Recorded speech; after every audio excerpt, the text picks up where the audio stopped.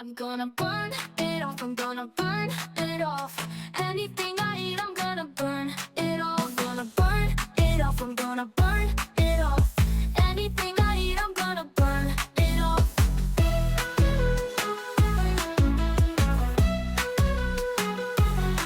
I'm gonna burn it off, I'm gonna burn it off. Anything I eat, I'm gonna burn it off. I'm gonna burn it off, I'm gonna burn it off. Anything I eat, I'm gonna burn it off. You can't out-exercise your diet. Boom, mic drop, that's it. And yet, we've all thought, I'm training so hard.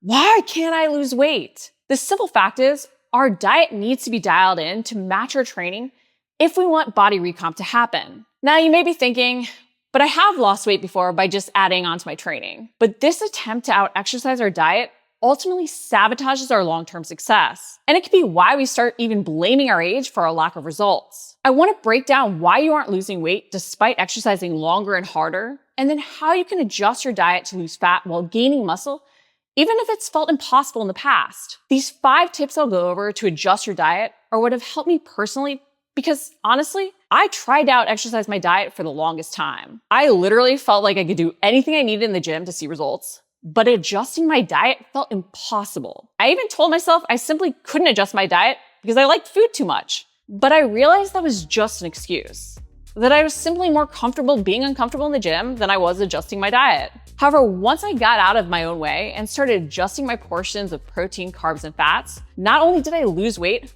but I gained muscle and I felt more energized in my training sessions and all around everyday life. But first, why trying to out-exercise your diet fails? And this all comes back to why it worked initially. We're creating that calorie deficit by adding in more movement. If you don't eat more to compensate, by simply adding in extra movement, you're going to burn more calories and create that calorie deficit. But the exact same reason we can lift more, run or cycle further faster, is the reason we don't ultimately keep burning more calories over time. We grow stronger and our body becomes more efficient. This means that unless we keep doing more, adding on more to our training, we won't keep burning more. And we'll even start needing less energy to repeat the same activities.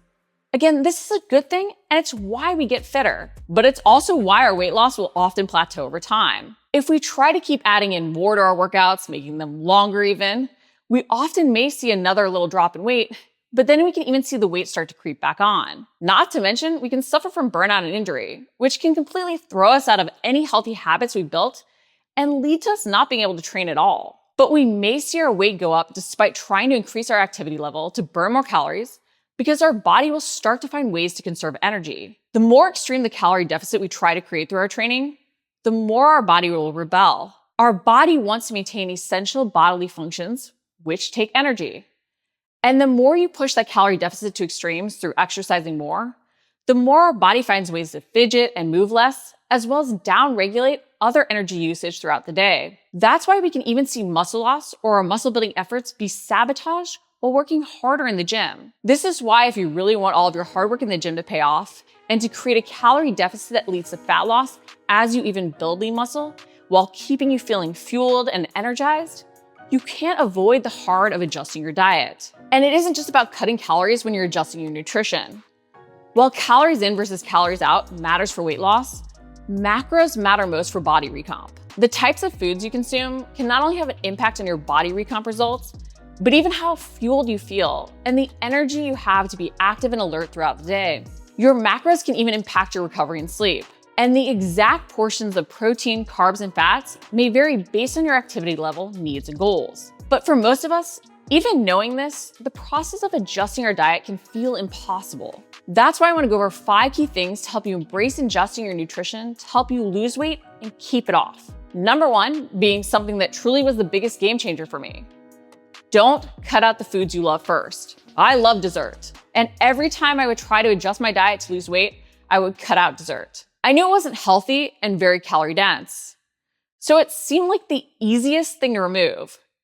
The thing was, it was also the thing I loved the most and the hardest change mentally to make. Ultimately, I always would have willpower run out at some point and end up overindulging in all the foods I tried to restrict and avoid. Once I started planning in a dessert first and working my other meals around it, I finally created something more sustainable. Because often it's just the fact that we've told ourselves we can't have something that makes us want it even more. There are even nights now where I don't have dessert and I don't feel deprived. Because A, I know I can work it in if I want, and B, I've recognized what I include or don't include is my choice. But to start, making sure I wasn't feeling like I couldn't have things I loved helped make the changes easier and built that momentum to achieve results. Which brings me to the next tip I feel is so essential to create that true nutritional change. Keep those adjustments small. Too often with our diet, we also make these sweeping changes that make us feel miserable and often leave us feeling very hungry. Our body doesn't like change. So dramatic calorie adjustments or changes in our macros, going from high carb to low carb, can make us feel low energy, hungry, deprived, and just feel off. It makes us not want to stick with the changes for long. So instead, we want to make small changes, meeting our body where it's at. The more we focus on just one small tweak, the more we allow our body to quickly adjust, so we want to add on more. This process of small swaps and changes is less mentally uncomfortable and less overwhelming, which can lead to us feeling more motivated to keep building. It can be exactly what we need to ease into being more comfortable being uncomfortable with dietary changes and stop us from feeling like we just can't adjust our diet. Because one size doesn't fit all. Just because a fitness competitor is eating only chicken and broccoli doesn't mean you need to, especially to start. Now, I mentioned earlier, macros really matter. And specifically, protein is key. But it's also something many of us struggle to increase, which is why tip number 3 is to map in protein first to every meal. I started to realize that protein was an afterthought in many of my meals, instead of something I mapped in first and worked other foods around to create delicious dishes. I also realized how many meals barely had any protein in them. I've seen the same trend with clients. We think we're eating a lot of protein, but when we actually look at our meals, we realize how many don't have a main protein source. So instead of focusing on cutting anything out, work to add in protein first. Make sure every meal has a protein source, and even just add 1 ounce of protein to meals that currently contain one. This addition of protein can create satiety, and while you're technically adding in more calories, often it leads to us eating less of other things, including snacking less. And it can even help us burn more calories at rest because protein requires more energy to be used by our body to digest it. And as odd as it sounds to add in something that could make you consume more calories, studies have actually shown that a high protein diet is the only diet to not cause unwanted fat gain while in a slight calorie surplus. Not to mention, often in eating more protein, we'll make it easier on ourselves to create a small calorie deficit without feeling super hungry and low energy. Which brings me to the 4th key tip. Stop slashing your calories super low.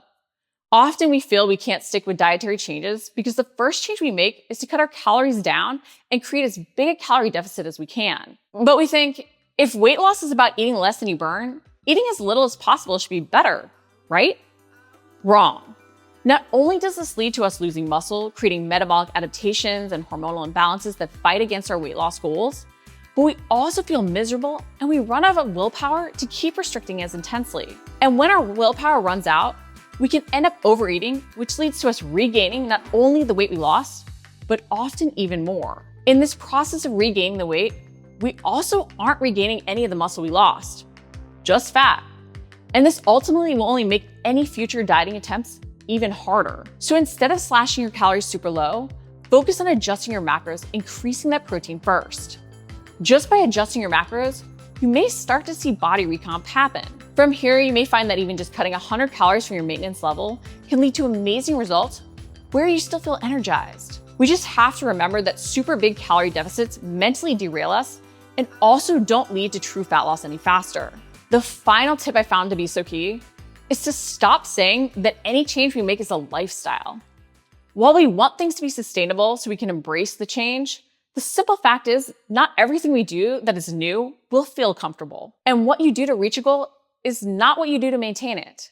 We don't do anything in one form exactly for the rest of our life. There are constantly changes and tweaks and adjustments we're making, and we need to embrace that. The more we recognize that evolution will happen over time, the more we also make it easier to embrace some short-term sacrifices, knowing things will evolve as we go. We may choose to cut out cocktails for a bit to see better results, while adding them back in as we reach our goals and transition to maintenance. While we can't go back to simply what we were doing prior to losing the weight, there is a constant evolution in our diet to match our body where it's at.